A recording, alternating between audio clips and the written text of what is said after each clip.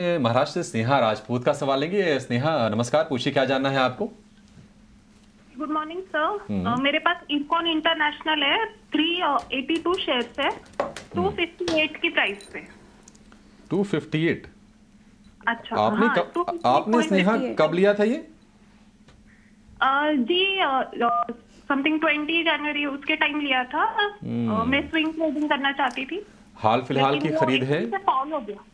हाल फिलहाल की खरीद है, लेकिन दिक्कत ये होगी कि थोड़े से ऊंचे भाव पर आपने पकड़ लिया। शेयर गलत नहीं है, सेगमेंट गलत नहीं है, सब कुछ ठीक है, भाव थोड़ी सी ऊपर है।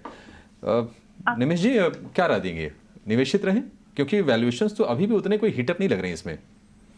नहीं, डेफिनेटली एक रैली आने के बाद आपने एंट्री ली है तो थोड़ा आपका जो कॉस्ट है वो ज़्यादा है। मुझे लग रहा है कि अगर आपका लॉन्ग टर्म का नज़रिया है तो आप होल्ड कर सकते हैं। जिस तरह से अगेन कल बजट के अंदर नए रेल के अंदर इंफ्रा प्रोजेक्ट की गवर्नमेंट ने बात की, डेफिनेटली कंपनी को काफ़ी बेनिफिट होगा आने वाले 5 सालों में।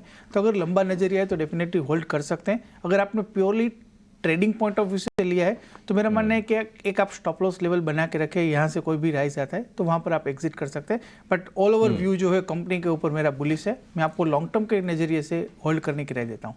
ठीक है, लंबी अवधि। कुमार साहब नमस्कार। जी जी नमस्कार मैडम। नमस्कार मैडम।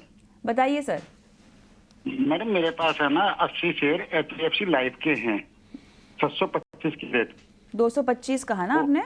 हाँ 725, 625 मैडम। 625 है। जी अच्छा मैडम, और मेरे को मैम और भी लेने हैं ये, वो क्वांटिटी लेनी है इस शेयर की, क्योंकि ये बढ़ा नहीं है, इसकी वैल्यू क्या बनती है, और 5 साल का नजरिया रहेगा।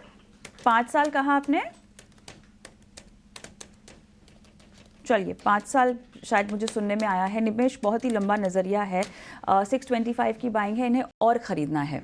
और वैसे तो उम्दा ख़रीद है, इनको स्टॉक वाइज देखा जाए तो अच्छा है, लेकिन लंबा इतना रुकने में क्या सही बैठेगा पोर्टफोलियो में? जी definitely insurance company always wealth creation on longer term पे करती है। तो मेरा मानना है कि आपको डेफिनेटली आप होल्ड कर सकते हैं। एक मार्केट लीडर कंपनी है इंश्योरेंस स्पेस के अंदर।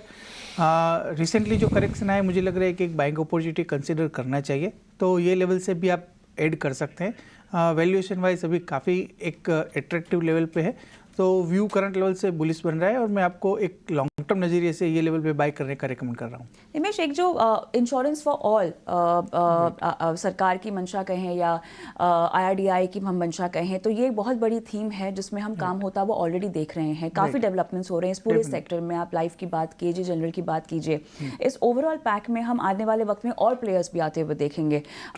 इस स्पेस पर कितना अपने पोर्टफोलियो का एक्सपोजर रखना चाहिए और किस तरह की कंपनीज को रखना चाहिए? देखिए नज़रिया क्लियर है कि जो मार्केट लीडर है उसी के साथ बनना चाहिए। और जैसे HDFC लाइफ है कि जो सेकंड लार्जेस्ट प्लेयर है इंश्योरेंस स्पेस के अंदर।